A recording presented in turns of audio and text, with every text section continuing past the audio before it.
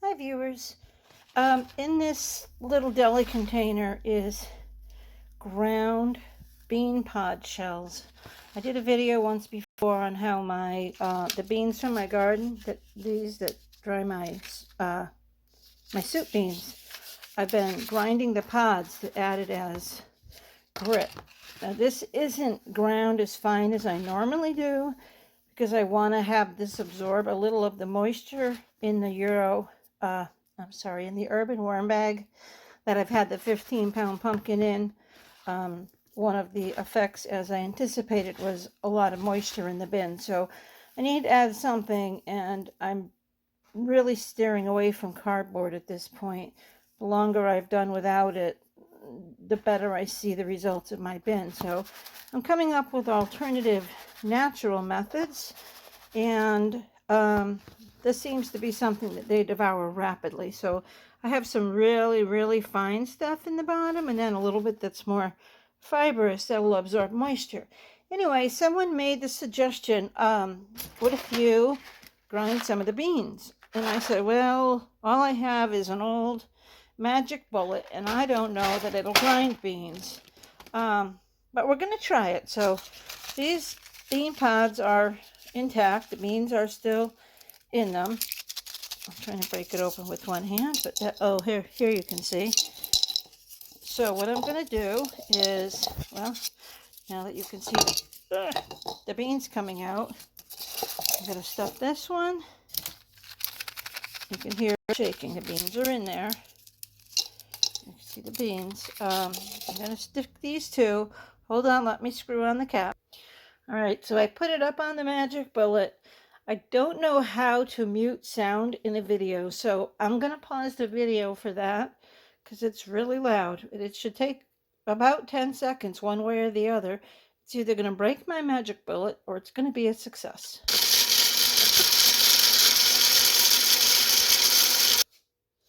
Okay, well, the magic bullet didn't explode. I took it off pause for about 2 seconds during it just so you could see the process. I'm going to put you down while I unscrew this. And, well, my blade is still intact, a little bit bent, but it may have been bent before, I'm not sure. And now this is, I'll show you what it turned into. As you can see the bean, definitely see the beans, because that's the harder looking.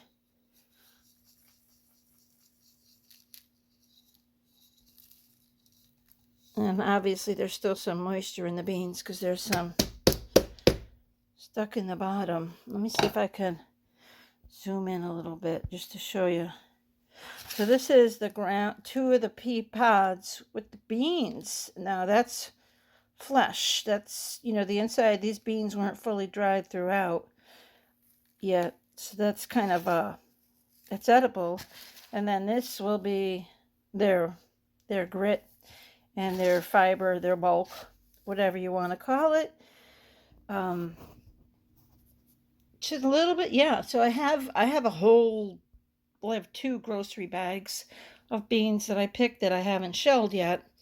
Now I'm going to add this, and I'm going to shell a whole lot more beans. I'm not going to grind a whole lot of the beans to give to the worms because I do use them for cooking, which is why I grow them. But it does work. Now this magic bullet is quite old. Both of the blades used to be flat, but I didn't look before starting this to see if that one was bent up or not. This is the grinding blade. There's a mixing blade and a grinding blade. So this may not be adequate for grinding of the beans, but I just wanted to see if it would work. It did, although I think a coffee bean grinder would be better. And so this is, you could see the inside of the bean particles there. So this will be, a nice treat after 9 days of having a mushy pumpkin. This will give them some bulk to, and some fiber, a grit source, because they do prefer grit. They can live without it, but they do a lot better with it. Now, I'll show you what's going on right here. These are the pieces of pumpkin that I pulled out. I'm going to weigh it on the scale, but I'm estimating it's about between 4 and 5 pounds. So they ate between 10 and 11 pounds of a 15-pound pumpkin in 9 days. I'll confirm that when I get this on the scale. I'm going to separate it. I just threw it here. I was going to take the pH, but you see, this is the probe.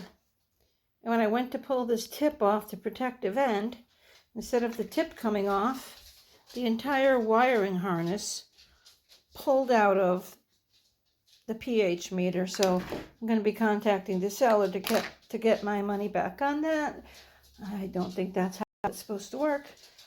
And so I took this out just to fluff up and check a look at the bin. It's been about 10 minutes, and I'm just wiping off my phone some of the beans. Some of the ground beans have landed in there. Wow, these worms went down quickly.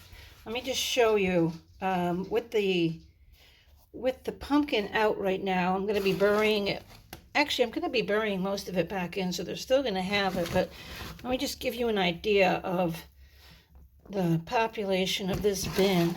Now, I know right now they're scattered to the bottom, and I know that only because I fluffed it straight to the bottom, just because I wanted to see what was left in here for food.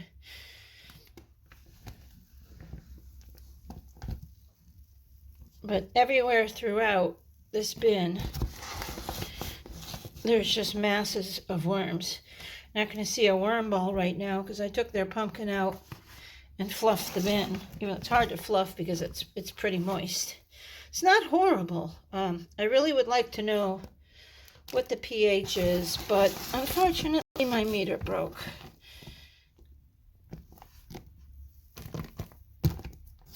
So yeah, the worms are all throughout. Looks like I found a piece of stick. Hold on, guys. Let me move this. Get some better lighting from this side. I'm sure.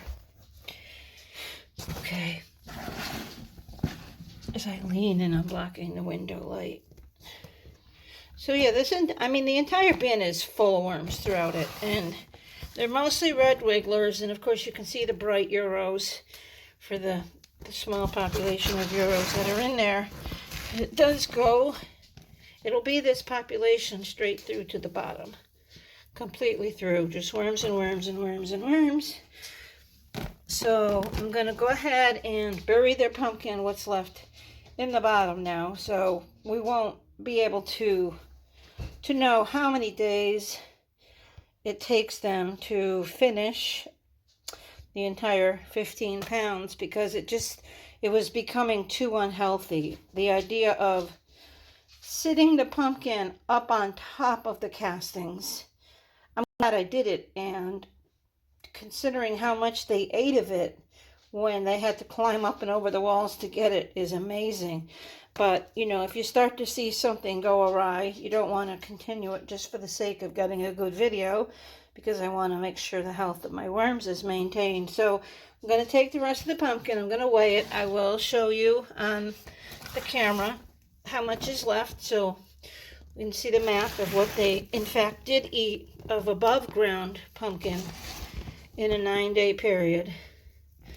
And I'm going to sprinkle the ground bean dust, being the beans themselves and mostly bean pod. I'm going to sprinkle that on top here and give them some grit, something different. Again, it's moist. It's not soaking wet. It's not horrible, but I don't like to operate my worm bins moist. I find that's where the problems come from. So I prefer to keep them on the dry side, just enough where the worms are thriving. And they are thriving right now. There's no question about that. They're a little bit shell-shocked because I just ripped out their once-a-year feast. But once I get that fiber in here, I'll see there's still another piece of pumpkin in here. I'm sure there's some in the bottoms that I missed. I mean, I know there's a lot of small pieces because when I started taking it out, it more or less disintegrated. I mean, they really did a tremendous job on it. Even what they hadn't finished yet was completely cut into segments. So there's plenty of food in here, even if I didn't bury the rest of that pumpkin, but I'm going to. Once it's buried, you know, it'll be much easier for the worms to reach, and I'm sure it'll get used up quickly. Here's another piece. Of course, the worms are still clinging to it. So let me sprinkle the dust. Well, I'm going to bury the pumpkin, sprinkle the dust. But before I bury the pumpkin, I'm going to take a picture of it on the scale so we know exactly what they ate of an above bin up on the surface pumpkin. It wasn't buried at all in a 9-day period. All done. All right, I've got the scale on. I've got it zeroed out. I'm just going to... Oh, I should have changed it from ounces to pounds. Well, I can do that once I get this on here. Now, there is some mango underneath here that I thawed out for some of my other bins. I want to make sure I don't get that in here. This is stinky. There's still some worms clinging to it. Like, we're going to continue. Oh, there goes mango. I don't want to include that.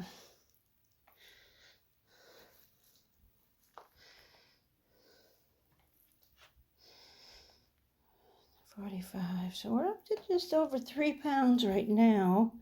Let's see. There's a few more pieces over here.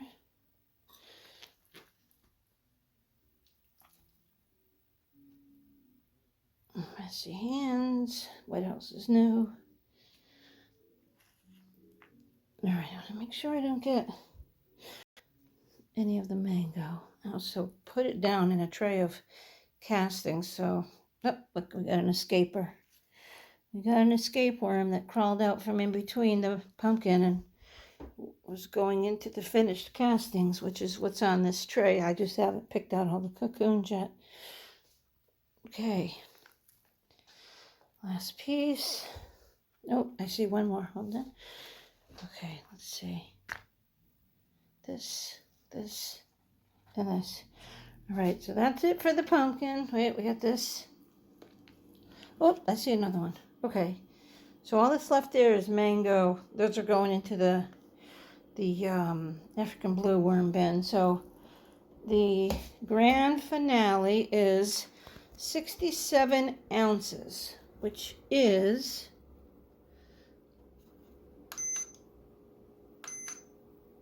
4 pounds, 3.3 ounces. So from a 15-pound pumpkin in 9 days, they ate 11 pounds. So that's over a pound a day. And that was not buried. It was not broken up. It was not frozen. It was not decaying. It was not soft. It was a pumpkin that was just gutted. And I hadn't even taken out all the guts. I just took out the seeds and put it in here. So a fresh, unfrozen, non-rotten whole pumpkin, they ate 11 pounds in 9 days. So that's pretty impressive. If it were rotted or soft or buried, they probably would have eaten the whole thing.